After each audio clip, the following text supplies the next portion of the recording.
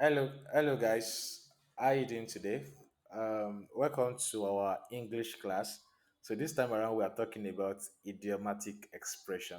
So it's what we've discussed in class, and I believe it's very important for you to learn more about idiomatic expression. So what does idioms really means? It's something you've learned before in our previous classes, year three is precise or year four, and I believe you should understand more about it and see how it is really used in sentences. So let's start from the meaning of idiomatic expression. So right here, the meaning of idioms, just like what we discussed, idioms is a word or phrase used to mean something different from its literal meaning. It is usually used in informal conversation. So most time when you hear idioms, it really doesn't connote with exact meaning. You know, the way it's going to be pronounced or the way you see it, the exact sentence itself will not reflect what the name is until it is interpreted for you to understand. For example, let's say, for example, break the leg. So break the leg is an idiom used to describe people's success in a football match or a sport. So uh, such idiom doesn't sound, the word itself doesn't sound exactly related to any success. So that is why they say it's a word used to mean something different from its literal meaning. So let's see some of the idioms we have and how it is used in a sentence. So let's start from first one. A countryman went to the market to sell his special pears, which caused an arm and a leg. So look at the boded part. Caused an arm and a leg is the idiom in that particular sentence. So what does that really mean? Very expensive. So literally, you can understand that cost an arm and a leg doesn't have to do with the exact meaning, but that is what it means.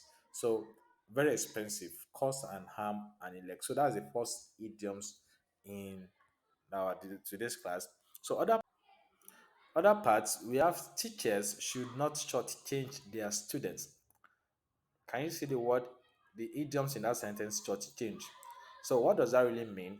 It means to give less than what is needed. That is shortchange. So the idioms right in that sentence is to change and to give less than what is needed.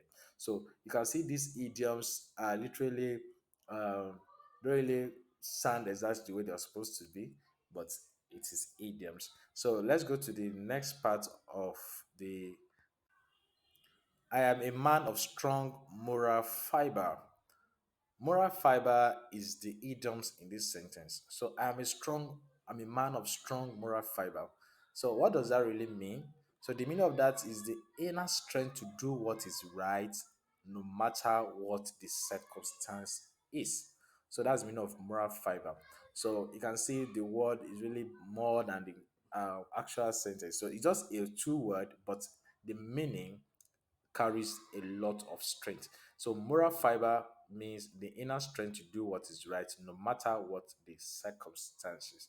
So that is that for the part of the idioms, and also we have some other common idiomatic expressions we can also make use of. So let's take it and check one after the other. You already know the drill. Yes, I already know the procedure. So you already know the drill is an idiom. So what that really means is I already know the procedure.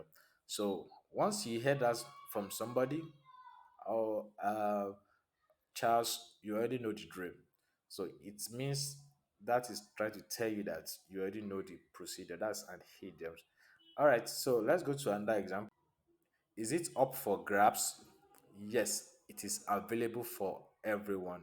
So once you hear that word, I think is a word that is very popular and common to people. Is it up for grabs? Maybe you are trying to transact or get something. So is it up for grabs? So it means is it available for everyone to buy, to purchase, or to get? So that is that for that idioms. All right. So I believe so far you've learned one or two things about idioms, and some examples given to you and how they are used in a sentence. So I believe that helps us to reinforce what we have discussed in class. So I'll be expecting your feedback in my comment section so that we can continue our learning from there. Thank you for your time. Thank you for lending your ears, and